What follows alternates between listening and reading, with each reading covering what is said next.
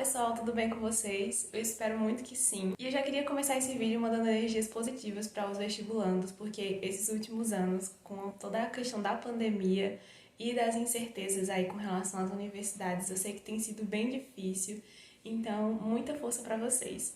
E eu já tô falando sobre isso porque o tema do vídeo de hoje é justamente como é feito o cálculo da nota do Sistema Seriado de Avaliação da UPE. Esse tema de hoje ele é uma continuação do vídeo que eu já lancei aqui no canal, falando um pouquinho mais sobre esse vestibular próprio da Universidade de Pernambuco. Então hoje eu vim trazer para vocês os detalhes específicos com relação ao cálculo da nota propriamente dito. O primeiro tópico que eu trouxe aqui para vocês é com relação ao valor das questões. No SSA1 e no SSA2 funciona da seguinte maneira. Cada questão ela vai valer 1,111 pontos. E na prova de língua portuguesa, que contém 12 questões, uma delas é escolhida de maneira aleatória para valer 1,121. Então, os 100 pontos eles são distribuídos da seguinte maneira. 1,111 vezes as 89 questões da prova, mais 1,21 de uma questão aleatória de língua portuguesa, totalizando aí os 100 pontos. É por isso que é importante, na hora de se preparar, dar uma atenção à língua portuguesa. Leiam os clássicos que eles pedem lá na lista, façam exercícios a respeito deles, leiam resumos, porque uma das questões, de forma aleatória, é escolhida para valer mais. E como vocês sabem, às vezes alguns décimos acabam fazendo toda a diferença entre quem entra na universidade e quem acaba tendo que fazer mais um vestibular. Por isso que vocês não devem menosprezar a língua portuguesa na hora de estudar ali durante a semana. Fala assim, não, isso aqui é fácil, isso aqui eu já sei. Toma bastante cuidado, até porque o SSA ele tende a ser um pouco conteudista no que ele cobra com relação aos assuntos de português. No SSA3 fica bem mais simples, cada questão ela vale um ponto igualmente. Agora com relação aos pesos. Como vocês sabem, o SSA é dividido em 3 fases, no primeiro ano, segundo e terceiro, e para cada fase, ou seja, para cada ano, a prova ela tem um peso diferente. Então, para o cálculo da média aritmética final, o SSA da primeira fase ele tem peso 3, o da segunda fase também tem peso 3 e o da terceira fase ele tem peso 4. Para fazer essa média aritmética ponderada, são levados em conta esses pesos que eu coloquei na tabelinha aí para vocês olharem. Agora eu vou ficar bem pequena aqui no cantinho da tela para explicar para vocês como que é calculada a nota final do SSA 3. Como vocês podem ver aí, a nota final da terceira fase do candidato ela é calculada da seguinte maneira.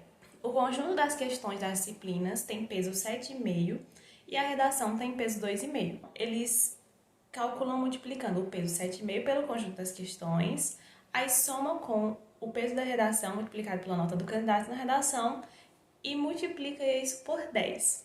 Depois é só fazer aquela conta normal que vocês já conhecem, dividindo pela somatória dos pesos, que no caso 10, e aí dá a nota final do candidato nessa terceira fase. Aí para calcular o score final, vocês lembram lá que eu falei que cada ano tem um peso. Primeiro ano peso 3, segundo peso 3 e o terceiro peso 4. É exatamente aqui que vai ser utilizado esse peso. Com essas notas hipotéticas que eu tô colocando aqui para vocês, vejam que uma pessoa que tirou no SSA1 48,70 vai multiplicar isso pelo peso 3, somar com a nota dela no SSA2 de 53,50, multiplicar pelo peso 3, somar com a nota que nós calculamos agora pouquinho, do SSA3, que deu 61,72, multiplicar por 4. E aí vai dividir pela somatória dos pesos, 10, e hipoteticamente esse candidato aqui tirou 55,348. Como vocês podem perceber, é um negócio meio entroncado, acaba sendo um pouquinho mais complicado de o candidato ficar mensurando, eu preciso tirar tanto em tal, preciso acertar tantas questões. É um trabalho um pouquinho complicado. Só não é tão difícil quanto tentar mensurar a nota que vai sair no Enem por conta da TRI.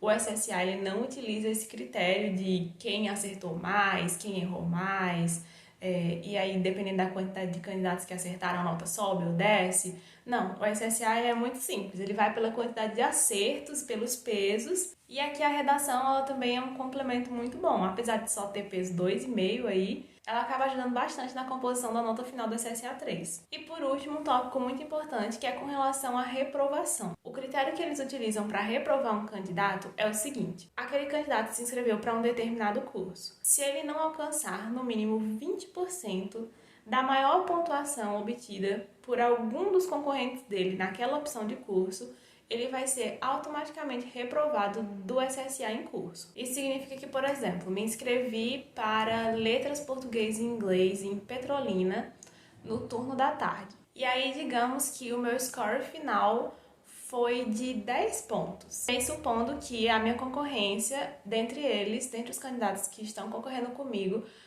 a maior nota foi 60 pontos. Isso significa que eu estaria automaticamente reprovado, porque 20% da maior nota naquela opção de curso, ou seja, 20% de 60 pontos, equivalem a 12 pontos.